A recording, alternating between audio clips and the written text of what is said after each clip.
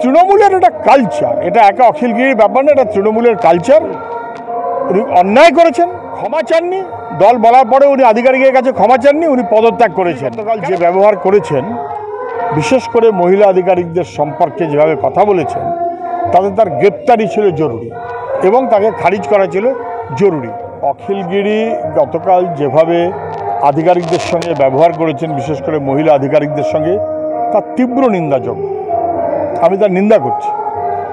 রাষ্ট্রপতির সম্পর্কে উনি যা বলেছিলেন সেটা চূড়ান্তভাবে নিন্দাযোগ্য। উনি তখনও ক্ষমা চাননি।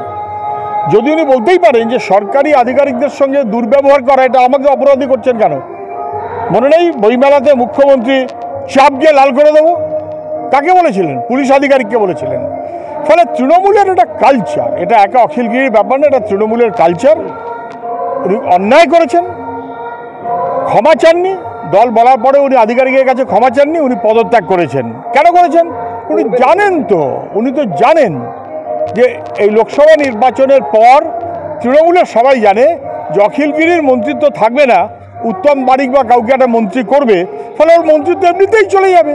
তাহলে ক্ষমা চাইবে কেন? পদত্যাগ মিটে গেল। কিন্তু আমার কাছে কথাটা হচ্ছে, উনি তো পদত্যাগ করলেন, কিন্তু মুখ্যমন্ত্রী বন দপ্তর সম্পর্কে দুর্নীতির অভিযোগ করেছিলেন, কারামন্ত্রীও দুর্নীতির অভিযোগ করেছেন। সেই দুর্নীতির তদন্তটা হবে তো? মুখ্যমন্ত্রী ধামাচাপা দেবেন না সেই তদন্তটা করবেন? উচিত ছিল অখিলগিরিকে গ্রেপ্তার করা এবং খারিজ করা। সরকার তা করেনি।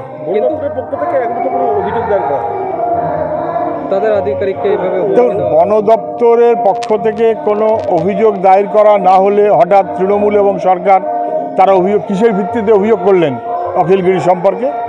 এন্টায়ার ফরেস্ট ডিপার্টমেন্ট তারা অভিযোগ করেছে মুখ্যমন্ত্রীর কাছে। এবার মুখ্যমন্ত্রীর সমস্যা হচ্ছে তিনি ফরেস্ট ডিপার্টমেন্টের কথা রাখবেন নাকি মন্ত্রীর কথা রাখবেন। একটা কোনো মানতে হবে, হয় ফরেস্ট ডিপার্টমেন্ট, তার বিরুদ্ধে শাস্তির ব্যবস্থা নিতে হবে, না হলে মন্ত্রীর বিরুদ্ধে শাস্তির ব্যবস্থা নিতে হবে। সাপ মরল লাঠি ভাঙল না, শাস্তি দিলেন না, গ্রেপ্তার করলেন না, খারিজ করলেন না, ইস্তফা এবং পদত্যাগে আটকে থাকলেন, এটা কোনো শাস্তিমূলক ব্যবস্থা না।